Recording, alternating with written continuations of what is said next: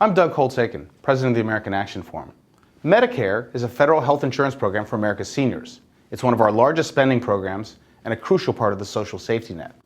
Medicare Advantage is an optional program inside of Medicare. It allows seniors the chance to buy private insurance for a fixed monthly premium, one-stop shopping for their health care needs.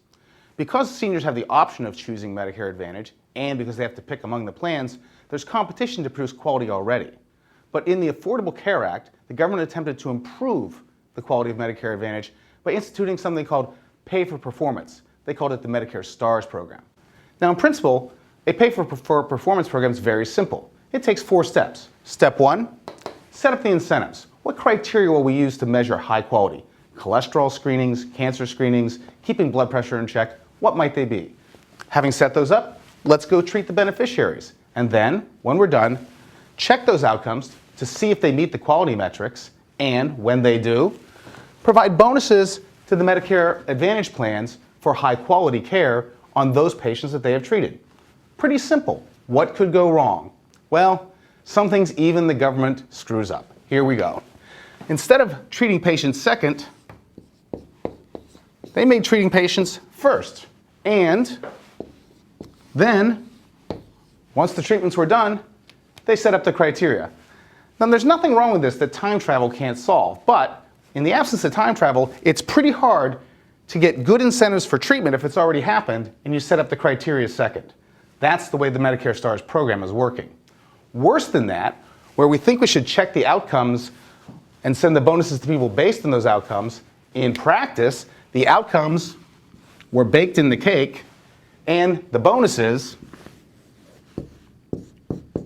were sent based on different beneficiaries, ones who enrolled this year, not the outcomes from last year. So they messed up the timing and they sent the checks on the basis of the wrong people. How bad could this be? Let's take a look. In the end, what happens is the government sets the criteria for quality and sends bonuses based on their choices. That means the government's picking the winners and losers, not the patients who are picking plans that offer high quality. How bad can that be? Well, once the plans know that the government's made their choices, they're going to try to get everybody they can into the places that are getting bonuses and try to get beneficiaries out of those plans that aren't getting the bonuses. You know what happens? It turns out that they're closing down the plans that the poor and the minorities use and instead sending bonuses that are overly populated by higher income Americans. This is a program that's going to discriminate against the poor even as we go forward.